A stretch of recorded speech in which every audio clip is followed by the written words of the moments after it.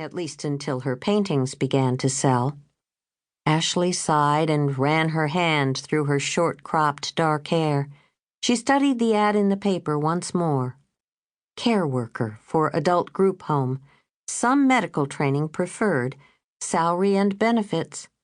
As mundane as it sounded, it might be just the job she wanted. She'd checked with her father and found out that caregiver pay tended to be barely above minimum wage.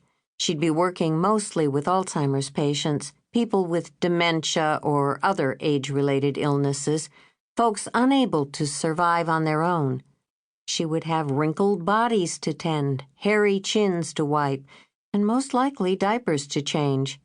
The job wasn't glamorous. But Ashley didn't mind. She had reasons for wanting the job. Since returning from her sojourn in Paris, everything about her life had changed.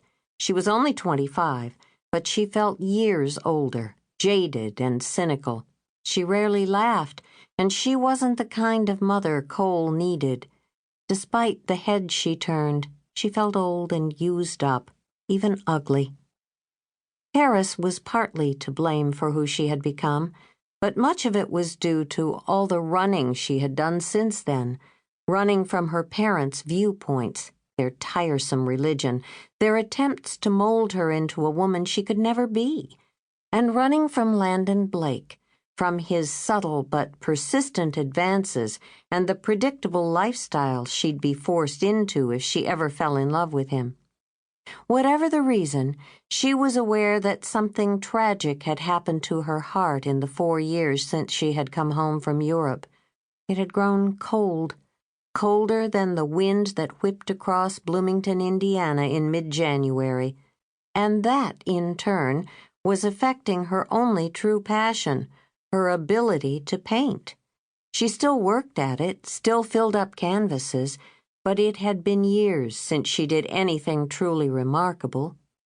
Ashley turned off South Walnut and began searching for the address of the group home. In addition to bringing in a paycheck, working with old people might ward off the cold deep within her, might even melt the ice that had gathered around her soul over the years. She had always felt a kind of empathy for old folks, an understanding. Somehow they stirred a place in her heart that nothing else could touch. She remembered driving through town a week ago and seeing 2 ancient women hunched over gnarled old girls, probably in their 90s, walking arm in arm down the sidewalk. They had taken careful, measured steps, and when one started to slip, the other held her up. Ashley had pulled over that afternoon and studied them from a distance, thinking they'd make a good subject for her next painting. Who were they, and what had they seen in their long lifetimes?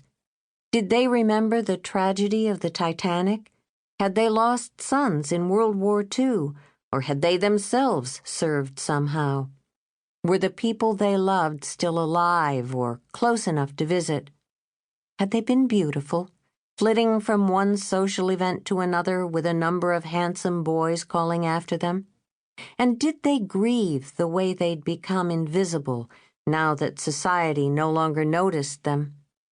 Ashley watched the women step carefully into an intersection and then freeze with fear when the light turned, catching them halfway across. An impatient driver laid on his horn, honking in sharp staccato patterns. The expression on the women's faces became nervous and then frantic. They hurried their feet, shuffling in such a way that they nearly fell. When they reached the other side, they stopped to catch their breath, and again Ashley wondered. Was this all that was left for these ladies? Angry drivers impatient with their slow steps and physical challenges? Was that all the attention they'd receive on a given day?